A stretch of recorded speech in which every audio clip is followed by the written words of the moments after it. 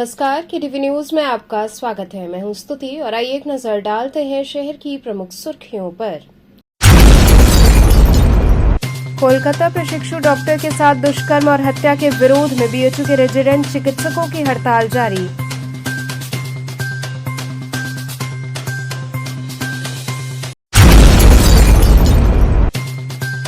प्रधानमंत्री के आगमन को लेकर युद्ध स्तर पर चल रही तैयारियां, पुलिस कमिश्नर ने किया निरीक्षण।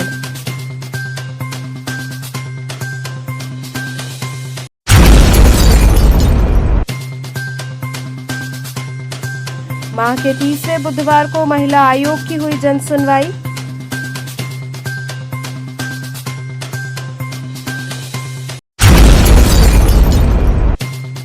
और शहर में लग रहे भीषण जाम से व्यापारी त्रस्त, कहा व्यापार पर पड़ रहा बुरा असर।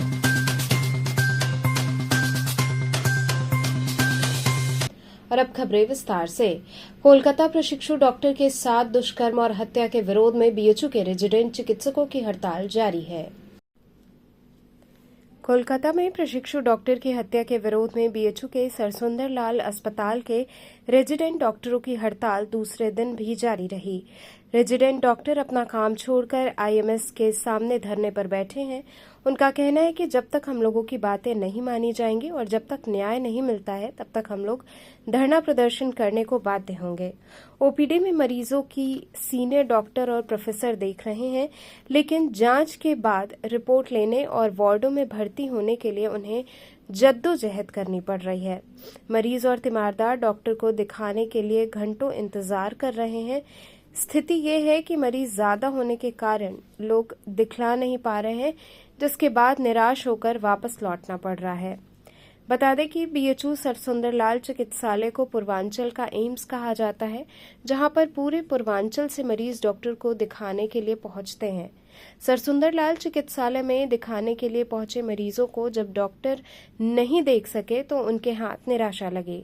जब मरीजों को डॉक्टर नहीं देख रहे हैं तो वे निराश होकर लौट जा रहे हैं।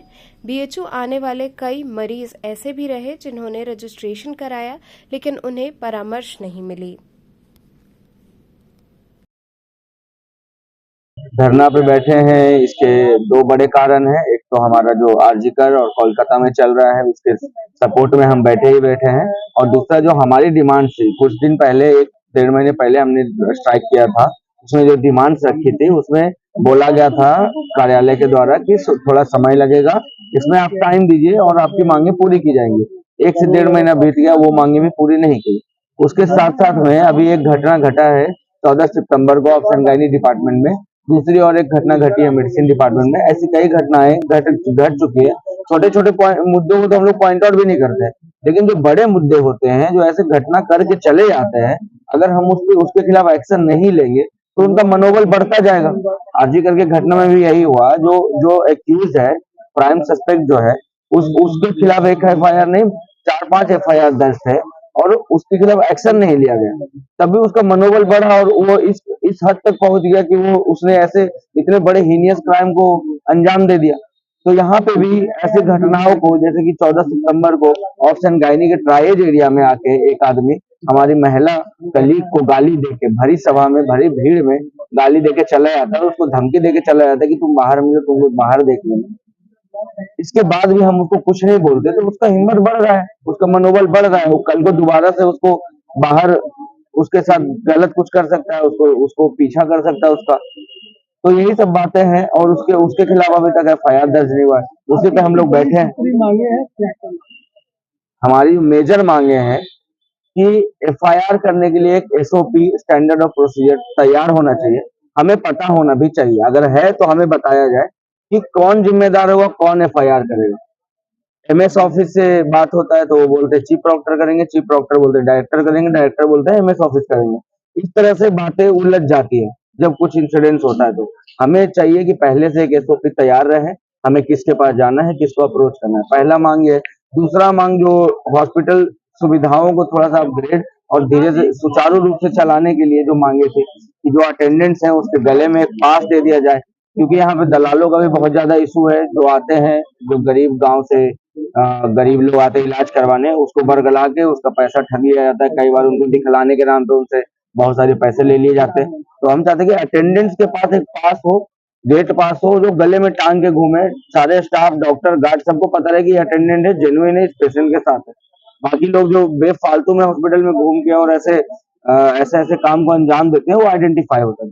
दूसरा है कि हर जगह बाकी छोटी छोटी सुविधाएं हैं, मेन हमारी मांगे यही है। और पिछली बार की जो मांगे थी, separate residence room, separate washrooms for male and female, attach washrooms, ये सारी मांगे हमारी अभी भी वो पिछले बार के साथ साथ अभी भी है। सीसीटीवी हर कोने में लगाया जाए, वाईफाई की सुविधा हो ताकि इमरजेंसी में हम लोग कांटेक्ट कर पाए। दूसरा है कि एक सेंट्रल अलार्म सिस्टम हो, गार्ड का नंबर बढ़ाया जाए, 12 घंटा से 8 घंटा उनका काम को कम किया जाए ताकि वो एफिशिएंटली वर्क कर सके। ये सारी मांगे अभी भी हमारी जारी है। प्रधानमंत्री के आगमन को लेकर युद्ध स्तर पर तैयारियां चल रही हैं, जिनका पुलिस कमिश्नर ने जायजा लिया। देश के प्रधानमंत्री नरेंद्र मोदी 20 अक्टूबर को अपने संसदीय क्षेत्र वाराणसी आ रहे हैं। पीएम के आगमन की तैयारियां युद्ध स्तर पर शुरू हो गई हैं। पीएम मोदी सिगरा स्टेडियम में खेल सुविधाओं का उद्घाटन करेंगे। अंतर्राष्ट्रीय सुविधाओं से युक्त सिगरा स्टेडियम के सेंटर ऑफ एक्सीलेंस में 4 इंडोर खेलों का प्रशिक्षण दिया जाएगा। पीएम मोदी के आगमन को लेकर बीजेपी पार्टी के पदाधिकारियों संग पुलिस कमिश्नर मोहित अग्रवाल ने बुधवार को पीएम के रूट सहित स्टेडियम का निरीक्षण किया। पुलिस कमिश्नर मोहित अग्रवाल ने बताया कि इस तरह का प्लान बनाया जा रहा है जिससे सिगरा स्टेडियम आना है उन्हें कम चलना पड़े और आम जनता को तकलीफ भी न हो। पुलिस कमिश्नर ने सिगरा स्टेडियम में बने पंडाल सहित घंटी मिलते रहा सिगरा स्टेडियम के विपरीत खाली जमीन तक निरीक्षण किया। उनके साथ डीसीपी के अलावा एडीसीपी और ट्रैफिक के अफसर मौजूद रहे।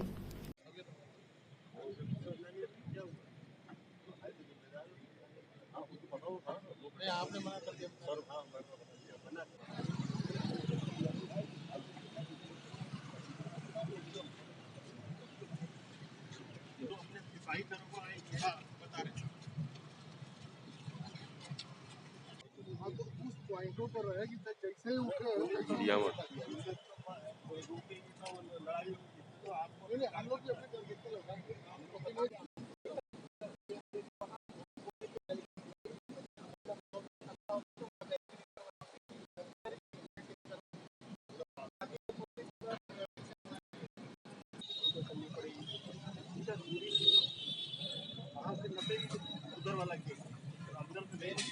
किस तरह का आदि पूजा देखा गया, क्योंकि प्रधानमंत्री भी आने वाले हैं, उसको लेकर के क्या तैयारियां हैं, किस तरीके का रोड मैप प्लान बनाया जा रहा है? देखिए, माननीय प्रधानमंत्री जी के आगमन को लेकर के पार्टी के पदाधिकारियों के साथ आज यहाँ पर भ्रमण किया गया है और इस तरह की हम लोग व्यवस्था बनाने की प्रयास कर रहे हैं कि आम जनता को भी कोई तकलीफ ना हो और रैली में जो लोग आए उनको बहुत कम चलना पड़े और वो सभा स्थल तक पहुँच जाए। इसके अलावा एक फुल प्रूफ सिक्योरिटी प्लान यहाँ पर रहेगा। कई स्तर की सुरक्षा योजना हमारी है जिसमें मल्टीपल लेवल ऑफ लेयर्स रहेंगी। उसमें हमारे एटीएस के जवान रहेंगे, एसपीजी तैनात रहेगी। इसके अलावा करीब 5000 पुलिस के जवान यहाँ पर तैनात किए जाएंगे। रूफटॉप ड्यूटी लगेगी, ड्रोन से निगरानी की जाएगी। इसके अलावा सादे कपड़ों में भी यहाँ पर महिला और पुरुष दोनों ही सभा के में और सब जगह लगाए जाएंगे। ट्रैफिक की इस तरह व्यवस्था की जाएगी कि कहीं पर जाम न लगे और आम पब्लिक नज़दीक तक अपने गाड़ियों को ला सके और उनकी पार्किंग कर सके। माह के तीसरे बुधवार को महिला आयोग की सुनवाई हुई। बुधवार को महिला आयोग की जन सुनवाई हुई। आपको बता दें कि माह के प्रत्येक प्रथम और तृतीय बुधवार को आयोग की जन सुनवाई की जाती है, जिसके तहत माह के तीसरे बुधवार को जन सुनवाई हुई, जिसमें काफी संख्या में महिलाएं पहुंची और अधिकारियों से समस्याओं को साझा किया। आयोग में विभिन्न माध्यमों से प्राप्त शिकायती प्रार्थना पत्रों पर त्वरित कार्रवाई कराने एवं पीड़ित महिलाओं को न्याय दिलाने के उद्देश्य से सुनवाई कर शीघ्र निस्तारण हेतु आदेशित किया गया। बता दें कि जन सुनवाई में उपस्थित आवेदिकाओं के प्रकरणों को जनपद के प्रशासनिक अधिकारी, पुलिस विभाग के अधिकारी, महिला थानाध्यक्ष एवं महिलाओं से संबंधित विभिन्न विभागों के जनपदीय अधिकारियों की उपस्थिति में सुनवाई कर निस्तारण कराया जाता है। निर्णय की घड़ी अभी दूर है। आयोजित है जन सुनवाई। अभी तक अपने हम रेस्पेक्टेड जो हमारे अधिकारीगण यहाँ उपस्थित हैं उनसे जानकारी ले रही हूँ। शेयर हो रहा है कि क्या कार्यक्रम यहाँ चल रहे हैं और क्या हालात है उनके, क्या स्थितियाँ हैं, कितने लोगों तक रीच है, पहुँच है। तो हमारे जो रेस्पेक्टेड अधिकारीगण यहाँ हैं या उनके द्वारा उनके जो भेजे हुए प्रतिनिधि हैं वो रिपोर्ट यहाँ पर दे रहे हैं, जो बहुत संतोषजनक लग रहे हैं। इसके पश्चात जो महिला आई हैं यहाँ, जो बहनें आई हैं पूरे जनपद वाराणसी से, क्योंकि विज्ञप्ति शायद 3 दिन से प्रकाशित हो रही है, और जो यहाँ पर उपस्थित हैं उनकी क्या समस्याएं हैं, किस तरह के उनके साथ व्यवहार है, घरेलू हिंसा या बाह्य हिंसा को लेकर या उनके अधिकारों को लेकर या किसी भी प्रकार की कोई अगर समस्या है तो उसको यहाँ पर आज सुना जाएगा। आयोग में भी भेजा जाता है, लेकिन हमारे आयोग का उद्देश्य है कि इतनी दूर से वाराणसी से चलकर महिलाएं लखनऊ जाएं, इससे अच्छा है कि यहाँ जनपद स्तर पर उन समस्याओं का निस्तारण कर दिया जाए, और इसी प्रयोजन से आज मैं यहाँ उपस्थित हुई। मैम, महिलाओं के प्रति लगातार अपराध बढ़ रहे हैं। अभी कमिश्नरेट की अगर बात कर लिया जाए, जो महिलाएं घर में प्रताड़ित हो रही हैं, शहर में वो तो पुलिस थाने जा रही हैं, वहाँ पे सुनवाई नहीं हो रहा है। और सबसे बड़ी बात है कि यहाँ पे डीसीपी महिला अपराध मैम मौजूद है, ये लगातार मिशन शक्ति के तहत कार्य कर रही हैं, इसका अच्छा रिस्पांस आ रहा है, लेकिन महिलाओं की सुनी नहीं जा रही थाने में, सबसे बड़ी समस्या है। जैसे क्या नहीं सुनी गई, थोड़ा सा अगर उसको खुल के बोलेंगे तो। अगर जैसे महिलाएं जब प्रताड़ित होती है घर में, तो अगर वो किसी तरह का रिपोर्ट लिखाती हैं या बाहर किसी तरह का मामले आ जाते हैं तो थाने में इतना दौड़ा दिया जाता है कि वो महिला विवश होकर कमिश्नरेट में चली जाती है। इस तरह का मामला अक्सर आता है। आप ज़रूर संज्ञान में लाइए, और आयोग के संज्ञान में यदि ऐसी बात आएगी कि थाने पर सुनवाई नहीं हो रही है तो उसके जो भी हो, हाँ, तो ज़रूर लाइए। आप तो समाज के प्रहरी हैं और आपको ही लाना पड़ेगा। जो आपने एक प्रश्न किया कि महिलाओं के प्रति लगातार हिंसा बढ़ रही है, तो मेरा अपना मानना है कि आप कह रहे हैं यस है, बढ़ रही हैं, पर लगातार कार्रवाई का दायरा भी बढ़ रहा है। अगर महिलाएं चाह लें, मैं अपने स्तर से भी कह रही हूँ कि बहुत बार ऐसी बहनें आती हैं मेरे पास, क्योंकि मैं इसके पहले सामाजिक क्षेत्र से जुड़ी रही, 25 वर्षों से सामाजिक क्षेत्र में मैं काम कर रही हूँ, और महिला हिंसा के खिलाफ ये जो DB एक्ट देख रहे हैं, इसको बनाने में हम सब लोगों ने बहुत गला अपना दुखवाया है चिल्ला चिल्ला के कि ऐसा एक्ट आना चाहिए। तो उनसे पूछा जाता है कि अच्छा ठीक है, अगर ऐसा कर रहा है, मार रहा है, पीट रहा है, तुमको ले आए उसको थाने में कुटवाए? नहीं मैडम, पिटवाइए नहीं, बस डरवा दीजिए। अब पुरुष क्या डर से मानेगा? क्या नहीं मानेगा। मैं विपक्ष में नहीं बोल रही हूँ, मैं वस्तु स्थिति आपके सामने रख रही हूँ, लेकिन इसके बावजूद भी हम लोग कार्रवाई करते हैं। कहीं अगर ऐसा हो रहा है, कोई लापरवाही हो रही है और आयोग के संज्ञान में यदि वो आ जाता है तो कई बार सम्मन जारी होता है और SP साहब को उसका जवाब देना पड़ता है वहाँ उपस्थित होकर। तो ये एक उपाय है कि आयोग के वेबसाइट पर वो ज़रूर डालें। अपने इसके वेबसाइट पर ना डाल पाए तो एक WhatsApp नंबर जारी है, मेरे पास है, वो आप सबके पास भी होगा। उसमें नहीं कार्ड्स हैं ना, कार्ड WhatsApp नंबर आप लोग दे सकते हैं। मैं एक थाने में भी छोड़ के जाऊंगी कि अगर मिशन शक्ति के अंतर्गत जब आप जाएं गांव में तो उसको ज़रूर दें। तो आपकी तरफ से भी वो सर्कुलेट है हर जगह महिला आयोग का। एक उनके यहाँ जाते ही, रजिस्टर्ड होते ही हम लोगों के पास आता है और हम संबंधित थाने से बातचीत करते हैं, क्या मामला है, कैसा है, क्या प्रकृति। ये तो आप ठीक कहते हैं कि कई बार हम लोग देखते हैं कि गंभीर धाराओं में नहीं दर्ज होता है तो माननीय उच्च न्यायालय का भी एक आदेश है कि 7 साल से नीचे की यदि कोई सज़ा है तो आप गिरफ्तारी नहीं कर सकते। दैट मीन कि बंध गए हाथ न, वहाँ पकड़ के लाएंगे, वो कोर्ट में चला जाए। जाते हैं कि नहीं? तो हम लोग भी किस तरह से वहाँ पर काम करें, ये भी लगातार आयोग अपनी सोच बना रहा है। तो महिलाओं के अगर जिस तरह से महिलाएं पीड़ित हो रही है घर में, हाँ, तो उनके जागरूकता के लिए अब क्या संदेश देना चाहती है कि वे किस तरह से? मैं संदेश ये देना चाहता हूँ चाहती हूँ कि वो उठें, वो खुद इसका प्रतिकार करें। जब तक वो प्रतिकार नहीं करेंगी, जब तक वो खड़ी नहीं होंगी, समझ रहे ना आप, कितनी देर तक हाथ पकड़ के किसी को खड़ा कर सकते हैं, है ना। जब कोई अपने पैरों पर खड़ा होता है ना, तो आप भी उसके साथ खड़े होते हैं, बैठने वाले व्यक्ति के साथ ज़्यादा नहीं। तो मैं अपनी बहनों से खुलेआम कह रही हूँ, इस मन से कह रही हूँ कि बहुत दिनों में ये बारी आई है कि अब आपको उठ के खड़ा होना है, और आपके सपोर्ट में कानून भी है, आप जैसे भाई लोग भी खड़े हो रहे हैं, मीडिया से लगातार सवाल हो रहे हैं, कोर्ट भी आपके साथ है। लेकिन यदि आप ही पीछे हटते हो संबंधों के नाम पर, भावना के स्तर पर, तो फिर आपको वहाँ पर ही रहना होगा जहाँ आप हो।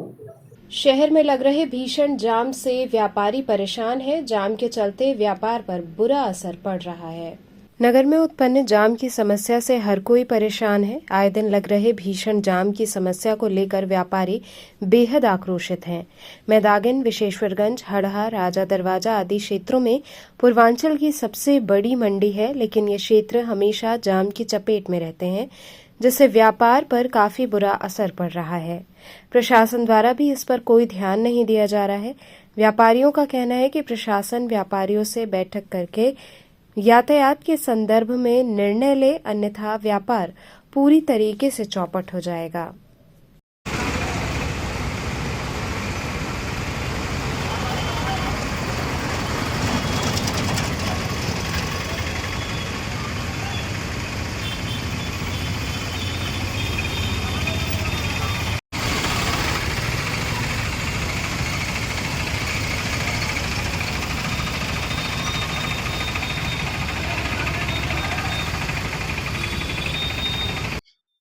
देखिए, त्योहारों का सीजन चल रहा है इस समय और लगातार आगे दीपावली का त्योहार है और अब आगे डाला छठ का त्योहार है, कई त्योहार हैं।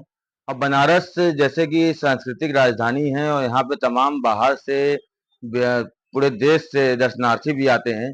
तो इस समय व्यापारी त्रस्त है इस समस्या को लेके, जो रूट डाइवर्जन और अधिकारियों का जो मनमाना चल रहा है इस समय, कहीं भी टोटो भेज दे रहे हैं, कहीं भी नो एंट्री कर दे रहे हैं।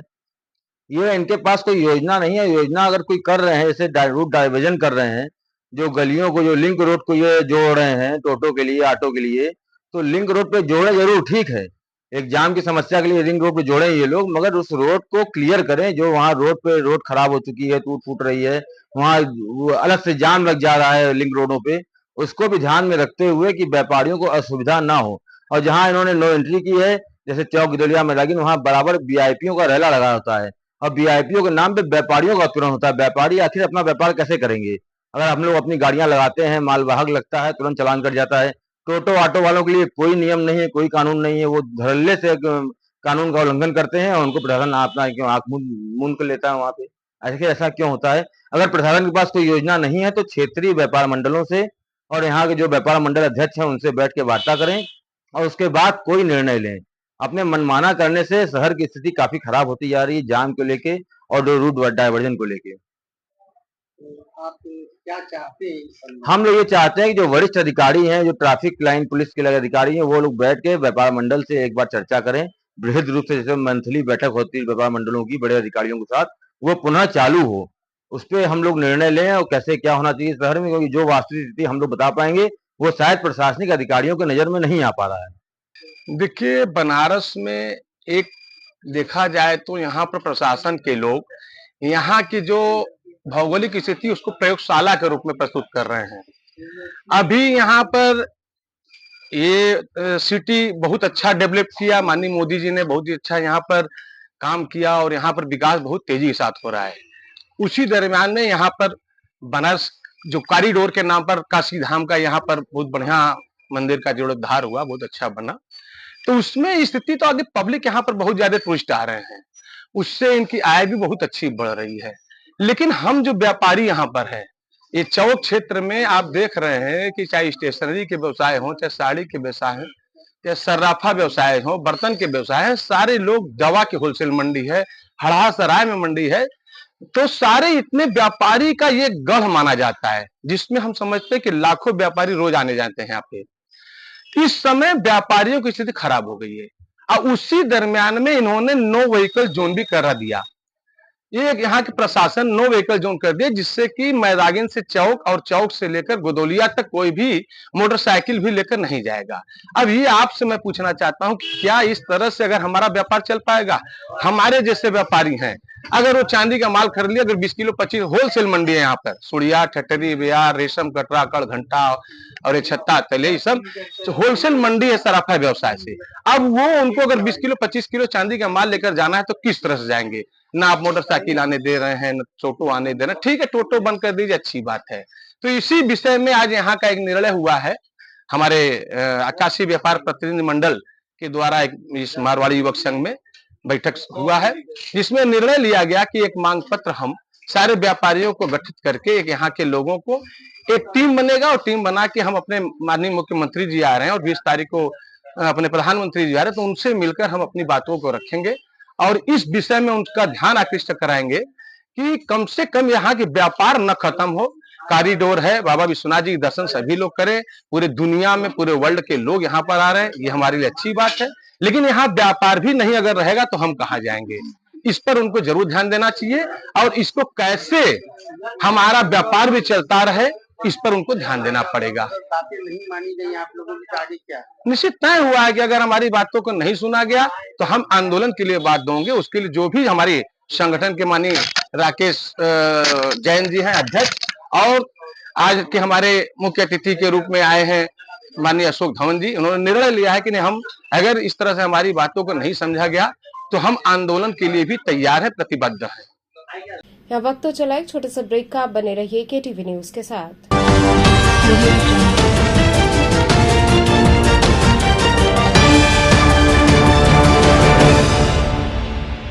खबरों से जुड़े रहने के लिए हमारे चैनल केटीवी वाराणसी को सब्सक्राइब करें और लेटेस्ट अपडेट्स के लिए बेल आइकन को प्रेस करें।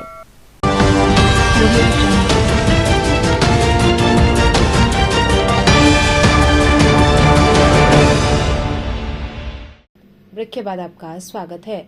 68वीं प्रदेशीय विद्यालय मुक्केबाजी प्रतियोगिता का समापन हुआ।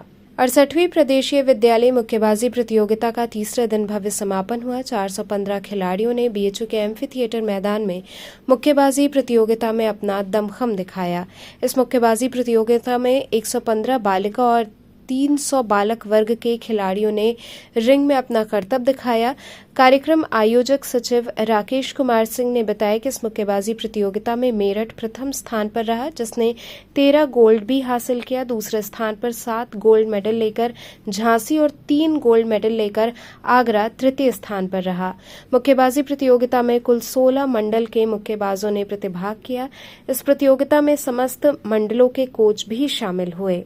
राज्य शिक्षक पुरस्कार प्राप्त संगीत शिक्षक बंगाली टोला इंटर कॉलेज के डॉक्टर जितेंद्र मिश्रा ने सुंदर गीत प्रस्तुत किया। इनके साथ ही गोपी राधा बालिका इंटर कॉलेज की छात्राओं ने गीत और नृत्य के जरिए एकलव्य का मंचन किया। मुक्केबाजी प्रतियोगिता में मुख्य अतिथि के रूप में जिला विद्यालय निरीक्षक और कार्यक्रम की अध्यक्षता सदस्य शिक्षा सेवा चयन डॉक्टर हरेंद्र कुमार राय ने किया। कार्यक्रम के दौरान प्रतिभाग करने वाले प्रतिभागियों को मेडल, मंडल के कोच को फील्ड और स्मृति चिन्ह देकर सम्मानित किया गया। इस दौरान मैच के दौरान रेफरी और निर्णायक मंडल को अंगवस्त्र और स्मृति चिन्ह प्रदान कर सम्मानित किया गया। आज प्रदेशीय मुक्केबाजी प्रतियोगिता के पुरस्कार वितरण समारोह में मैं उपस्थित हूँ। बच्चों का उत्साह और पूरे प्रदेश से आए हुए हर मंडल के जो टीम मैनेजर, टीम कोच का उत्साह दर्शनीय है, देखने लायक। यहाँ वाराणसी मंडल इसका आयोजक है। संयुक्त शिक्षा निदेशक महोदय यहाँ साथ हमारे हैं। आपकी जो टीम है यहाँ सचिव के माध्यम से जो आपने बनाई है, वह सभी शिक्षक पूरे मनोयोग से लगकर इनकी आवासीय व्यवस्था से लेकर हर व्यवस्था, किसी के साथ किसी तरह का कोई अन्याय ना हो, जो योग्य है वही आगे जाए, क्योंकि प्रदेश की टीम ये हमारी बनेगी जो नेशनल में स्थान लेना है। तो प्रदेश की मर्यादा को बचाने के लिए जिस तरह का यह अद्भुत कार्यक्रम हुआ है, यह प्रशंसनीय है। मैं मंगल कामना व्यक्त करता हूं, पूरे जीते हुए प्रतिभागी जाएं और नेशनल में यूपी के मान को बढ़ावें और जो बच्चे नहीं जीत पाए वो संघर्ष करते रहे, कहीं न कहीं कोई कमी रह गई है, उस कमी को दूर करने का प्रयास करें। कितने बच्चे यहाँ पे आए थे, कितने को मेडल मिला है? ये लगभग 300 बालक और 150 बालिकाएं, लगभग 450 खिलाड़ी आए थे और मेडल प्रत्येक वर्ग में बालक बालिका में अलग अलग है। इसकी पूरी विस्तृत सूचना जो हमारे टीम मैनेजर कोच है वो आपको देंगे। इस प्रतियोगिता के सफल समापन के अवसर पर मैं यहाँ पर जितने भी ऑफिशियल्स हैं, जो भी यहाँ पर हमारे खिलाड़ी प्रतिभागी हैं, जो भी हमारे गेम टीचर्स हैं, मैं उनको धन्यवाद देता हूँ। आज प्रतियोगिता का सफल समापन हुआ।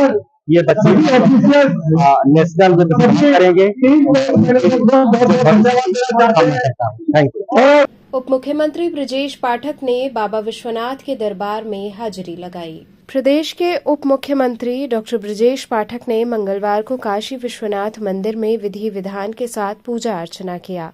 उन्होंने बाबा विश्वनाथ से प्रदेश के कल्याण की कामना की। इस अवसर पर मंदिर प्रशासन की ओर से उन्हें रुद्राक्ष की माला, अंगवस्त्र और स्मृति चिन्ह भेंट किया गया। पूजा के बाद उप मुख्यमंत्री ने कहा कि प्रधानमंत्री नरेंद्र मोदी 20 अक्टूबर को वाराणसी पहुंच रहे हैं और उनके भव्य स्वागत की तैयारियां जोरों शोरों से हो रही हैं। इस दौरान प्रमुख रूप से वाराणसी के महापौर अशोक कुमार तिवारी, विधायक सौरभ श्रीवास्तव, भाजपा पिछड़ा वर्ग मंडल के महामंत्री इत्यादि लोग शामिल रहे। उप मुख्यमंत्री ने प्रधानमंत्री नरेंद्र मोदी के आगमन को लेकर उत्साह व्यक्त किया और कहा कि ये अवसर न केवल वाराणसी के लिए बल्कि पूरे उत्तर प्रदेश के लिए महत्वपूर्ण है। उन्होंने सभी से अपील किया कि वे इस विशेष मौके पर एकजुट होकर प्रधानमंत्री का स्वागत करें। आज बाबा के दरबार में क्या कहेंगे?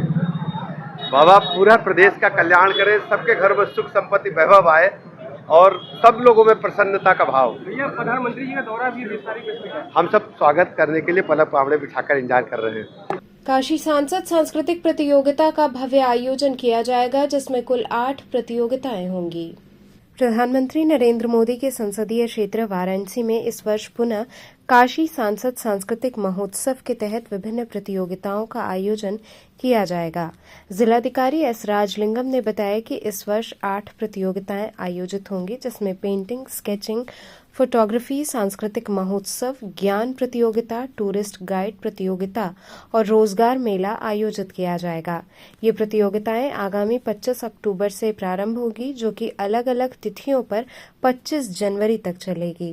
जैसा कि पिछले साल हुआ था, माननीय प्रधानमंत्री जी के संसदीय क्षेत्र है और उन संसदीय क्षेत्र में जो सभी की जो कुछ ना कुछ टैलेंट्स रहते हैं, इस टैलेंट को पहचानने के लिए, उस टैलेंट को और ग्रूम करने के लिए और एक मंच उपलब्ध कराने के उद्देश्य से विभिन्न कार्यक्रम काशी सांसद महोत्सव अलग अलग उसके प्रतियोगिता के रूप में आयोजन की जा रही है। इसमें इस बार इस प्रकार की 8 इवेंट्स की आयोजन होगी, जिसमें काशी सांसद पेंटिंग कंपटीशन, काशी सांसद स्केचिंग कंपटीशन, काशी सांसद फोटोग्राफी कंपटीशन, काशी सांसद सांस्कृतिक महोत्सव, काशी सांसद ज्ञान प्रतियोगिता, काशी सांसद टूरिस्ट गाइड कंपटीशन और काशी सांसद रोजगार मेला। तो इस तरह की 8 आयोजन अलग अलग तिथियों पे, जैसे अक्टूबर 25 तारीख से लेकर जनवरी 25 तारीख तक इसकी आयोजन की जाएगी।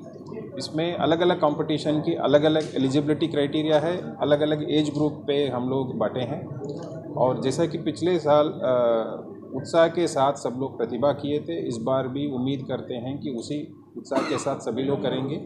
इसको एक एनुअल इवेंट के तौर पर हर साल इतनी इवेंट जो आएगी, जैसे पिछले साल तो सभी विजेताओं के साथ माननीय प्रधानमंत्री जी मिले थे, प्रतिभागियों को भी वो इवेंट अटेंड करने के लिए अवसर मिला। सो इस बार भी जो इसमें विजय होंगे, इसमें माननीय प्रधानमंत्री जी से मिलने का उनको अवसर प्राप्त हो सकता है। कहाँ पे होगा और इसकी टाइमिंग क्या होगी, क्या इसकी जैसा आपने देखा, ये अलग अलग इवेंट की वेन्यू अलग अलग होगी और कुछ इवेंट को हमें न्याय पंचायत स्तर पे, फिर ब्लॉक स्तर पे, फिर यहाँ जनपद स्तर पे, वार्ड जोन स्तर पे भी करके यहाँ फाइनल लेना होगा। सारे विस्तृत कार्यक्रम जैसे जैसे हर इवेंट की शुरू होगी उसके हिसाब से आपसे हम शेयर करेंगे। कोई एक वेन्यू पे नहीं है, ये अलग अलग इवेंट वेन्यू अलग अलग वेन्यू पे होगा। सर कब से कब तक चलेगा सर? अक्टूबर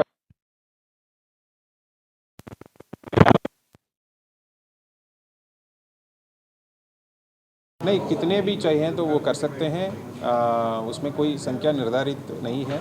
हम तो चाहेंगे कि अधिक से अधिक लोग इसमें प्रतिभा करें। सर कब होगा, इसकी डेट क्या निर्धारित की है? डेट जो अलग अलग इवेंट का अलग अलग डेट है, जैसे अक्टूबर 25 तारीख से लेकर जनवरी 25 तारीख तक इसको अलग अलग इवेंट को हमने स्प्रेड करके रखा है। वैसे कुछ को क्लब कर रखे हैं, जैसे फोटोग्राफी कंपटीशन, पेंटिंग और स्केचिंग कंपटीशन है, वो शुरुआत में जो होगा उसमें फ़ोटो या पेंटिंग या उसकी स्केचिंग को अपलोड करना रहता है। उसका ड्यूरेशन एक साथ पैरेलली चल सकता है, सो इसको पैरेलली हम रखे हैं। कुछ इवेंट जैसे सांस्कृतिक महोत्सव हो गया, खेल प्रतियोगिता हो गया, वो थोड़ा बड़े लेवल की इवेंट है, उसकी हम अलग अलग टाइम लाइन पे रखे हैं। टूरिस्ट गाइड्स कंपटीशन सबसे लास्ट में होगा, वो जनवरी 25 तारीख को हम समाप्त करेंगे। पिछली बार प्रधानमंत्री ने भी इसमें देखा था जाकर बीएचयू में, इस बार क्या लगता है कि प्रधानमंत्री कुछ उसमें वर्चुअली मिलेगी या उस तरह कुछ? नहीं, अभी फ़िलहाल कोई उसके संबंध में कोई सूचना नहीं है। मैंने जैसे कहा था, ये एक एनुअल इवेंट ये काशी में होता रहेगा और जो टैलेंट्स है उनको एक मंच भी मिलेगा, उनको एक करियर के रूप में अगर ग्रूम करना चाहेंगे वो भी एक अवसर मिलेगा उनको। और इतनी बड़ी मंच सबको मिलना एक उनके लिए एक बड़ी बात है। जैसा अभी माननीय जिलाधिकारी महोदय ने बताया कि पिछले वर्ष की भांति इस वर्ष भी 8 अलग अलग तरीके की सांसद प्रतियोगिताएं आयोजित की जा रही हैं। चूँकि जैसा हमारे देश के माननीय प्रधानमंत्री जी हमारे काशी के सांसद हैं, उनकी प्रेरणा से अलग अलग प्रतियोगिताएं काशी में पिछले वर्ष भी आयोजित हुई थी। उसी तरीके से इस बार 8 अलग अलग प्रतियोगिताएं आयोजित की जाएंगी। अक्टूबर 25 से लेकर जनवरी 25 तक ये प्रतियोगिताएं और रोज़गार मेला अलग अलग चरणों में आयोजित होगा। सबसे पहले हमारी अक्टूबर 25 से नवंबर 5 तक जो हमारे काशी सांसद स्केचिंग प्रतियोगिता, पेंटिंग प्रतियोगिता और फोटोग्राफी प्रतियोगिता 2 चरणों में ये आयोजित होगी। बाकी सभी प्रतियोगिताएं 3 चरणों में आयोजित होंगी। रोज़गार मेला जनवरी 4 और 5 को होगा। ये लोकसभा क्षेत्र के अंदर की प्रतियोगिता है, जिसमें हमारा पूरा नगरीय क्षेत्र और काशी विद्यापीठ, राजी लाइन और सेवापुरी ब्लॉक आते हैं और 5 विधानसभाओं के अंदर ये प्रतियोगिताएं आयोजित होंगी। पिछले वर्ष की भांति इस वर्ष भी प्रयास किया जा रहा है कि हर बच्चे तक, हर प्रतिभागी तक इसका संदेश पहुंचे और ज़्यादा से ज़्यादा इसमें प्रतिभागिता हो। पिछले वर्ष भी कुछ प्रतियोगिताओं में एक विश्व रिकॉर्ड इसमें बना था, चाहे वो सांस्कृतिक प्रतियोगिता हो, खेलकूद प्रतियोगिता हो, यहाँ हमारा जो क्विज़ हुई थी, इन सभी के अंदर एक रिकॉर्ड स्थापित हुआ। तो इस वर्ष हम प्रयास करेंगे उससे ज़्यादा पार्टिसिपेशन करें और उस रिकॉर्ड को खुद तोड़ें। सर विकासखंड के अंतर्गत आपने बताया कि प्रतियोगिता के बारे में, तो उनके लिए किस तरह से आप लोग अभियान चला रहे हैं कि लोग जुड़े अधिक से अधिक? इसमें हर गांव में एक कमेटी बनी है, जिसमें गांव सभा की बैठक करा के एक मैसेज पूरे गांव, ग्रामीण क्षेत्र में गांव के अंदर दिया जाएगा कि इसमें पार्टिसिपेशन ज़्यादा से ज़्यादा कैसे बढ़ाएं। इसी तरीके से हर स्कूल, सभी स्कूल्स के प्रिंसिपल्स के साथ हमने वीडियो कॉन्फ्रेंसिंग के माध्यम से उनको पूरी टाइमलाइन और क्या क्या उसके फ़ायदे हैं वो बताया। और चूंकि पिछली बार भी देखा था कि हर तरीके के जो विनर्स हैं उनसे माननीय प्रधानमंत्री जी स्वयं उनसे इंटरैक्ट किए, तो एक बहुत बड़ा प्लेटफॉर्म किसी भी एक एज ए हॉबी जो लोग इसको डेवलप करते हैं उनके लिए एक बहुत बड़ी रिकग्नाइजेशन हो जाती है। अगर माननीय प्रधानमंत्री जी उनसे स्वयं उन विजेताओं से मिले तो एक सभी के लिए बहुत बड़ा प्लेटफॉर्म है। और हर जो पार्टिसिपेंट है उसको एक पार्टिसिपेशन सर्टिफिकेट भी दिया जा रहा है, ताकि हर बच्चे के पास भविष्य में जब भी वो आगे अपनी हॉबी को परसू करना चाहे तो उसके पास एक प्रमाण पत्र इस प्रतियोगिताओं में भाग लेने का हो। सर बात किया तो कोई चीफ गेस्ट होंगे क्या इसका? अभी ऐसा कुछ निर्णय अंतिम नहीं हुआ, वो समय के साथ जैसा होगा वो आपको सूचित कर दिया जाएगा। अमेरिका के राजदूत काशी की विश्व प्रसिद्ध गंगा आरती में शामिल हुए। अमेरिका के राजदूत एरिक गारसेटी वाराणसी पहुंचे और दशाश्वमेध घाट पर गंगा सेवा निधि द्वारा होने वाली विश्व प्रसिद्ध गंगा आरती देखी। अमेरिका के राजदूत ने बताया कि मैं पहले भी काशी आ चुका हूं और फिर वाराणसी आया हूं और मुझे काफी अच्छी अनुभूति हो रही है। साथ ही गंगा सेवा निधि के अध्यक्ष सुशांत मिश्रा, कोषाध्यक्ष आशीष तिवारी, सचिव हनुमान यादव द्वारा अंगवस्त्र प्रसाद देकर उनका स्वागत किया गया। राजदूत एरिक गारसेटी ने गंगा सेवा निधि के विजिटर में लिखा कि हम सभी को जोड़ने वाले आध्यात्मिक बंधनों की एक शक्तिशाली याद दिलाने के लिए गंगा सेवा निधि को धन्यवाद।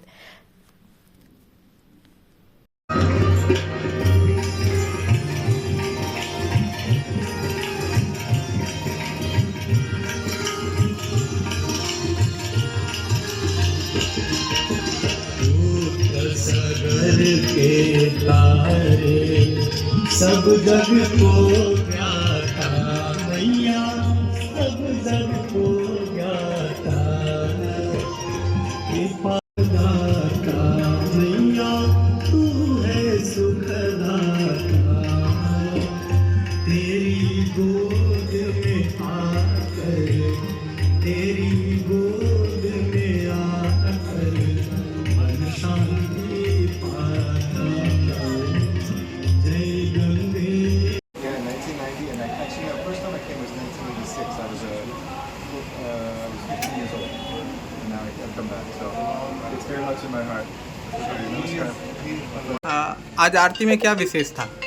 आज गंगा सेवा निधि द्वारा होने वाली भगवती माँ गंगा की दैनिक आरती में अमेरिका के एम्बेसडर श्री एरिक गारसेटी जी आज आए थे अपने परिवार के साथ, पूरे परिवार के साथ आज वो भगवती माँ गंगा की आरती में सम्मिलित हुए और आरती देख काफ़ी भाव विभोर थे वो और बहुत प्रसन्न थे। उसके बाद आरती के बाद उनका गंगा सेवा निधि के पदाधिकारियों द्वारा उनका सम्मान किया गया, भगवती माँ गंगा का प्रसाद दिया गया और फिर उन्होंने बताया कि 1986 में वो सबसे पहली बार जब काशी आए थे और उसके बाद फिर वो अब काशी आने का उनको सौभाग्य है। तो काशी से उनका एक बहुत पुराना नाता रहा है और फिर उन्होंने लिखा भी। ब्रह्ममयी गायत्री माता के श्रृंगार महोत्सव के अवसर पर भव्य कलश शोभा यात्रा निकाली गई। शरद पूर्णिमा के अवसर पर ब्रह्ममयी गायत्री माता के श्रृंगार महोत्सव का आयोजन किया गया। इस अवसर पर लोहराबीर स्थित गायत्री माता मंदिर से भव्य कलश शोभा यात्रा निकाली गई। इस अवसर पर 51 महिलाएं सर पर कलश लिए चल रही थीं तथा सभी ध्वजा पताका लिए नाचते झूमते मां का गगन भेदी जयकारा लगाते चल रहे थे। शोभा यात्रा लोहराबीर जगतगंज रामकटोरा होते हुए मंदिर पहुंची। वहीं इस अवसर पर मां की विभिन्न फूल पत्तियों से आकर्षक सजावट की गई। इस मौके पर रंजना गुप्ता, सुनीता गुप्ता, आरती श्रीवास्तव सहित बड़ी संख्या में महिलाएं उपस्थित रहीं।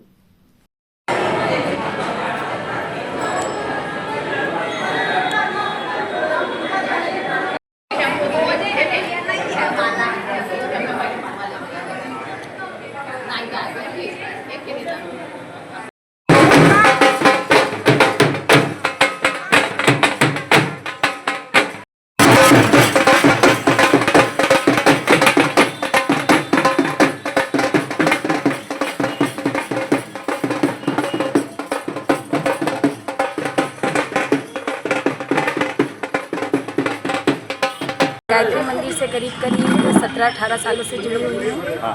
आज क्या हुआ? आज और यहाँ पे कलश यात्रा हुई है। सुबह में 10 बजे से कलश यात्रा थी हम लोगों की महिला मंडल द्वारा और अभी शाम में जो है सांस्कृतिक कार्यक्रम है, भजन कीर्तन है। तो वो हर वर्ष की तरह इस वर्ष भी बहुत अच्छे से धूमधाम से मनाई जाएगी। शरद पूर्णिमा है। हर वर्ष शरद पूर्णिमा पे गायत्री माता मंदिर में कलश यात्रा निकाली जाती है और इस वर्ष भी बहुत अच्छा हुआ। ये प्रोग्राम बहुत अच्छा लगा। तो चलते चलते पुनः एक नजर डालते हैं शहर की प्रमुख सुर्खियों पर। कोलकाता प्रशिक्षु डॉक्टर के साथ दुष्कर्म और हत्या के विरोध में बीएचयू के रेजिडेंट चिकित्सकों की हड़ताल जारी।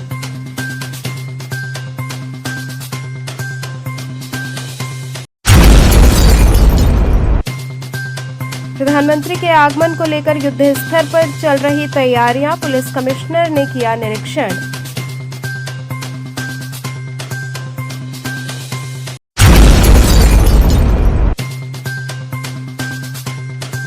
माह के तीसरे बुधवार को महिला आयोग की हुई जनसुनवाई।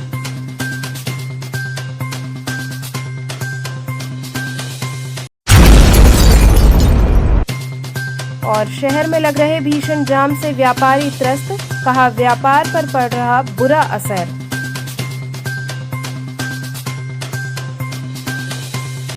तो थे आज के समाचार। कल फिर होगी मुलाकात, तब तक के लिए नमस्कार।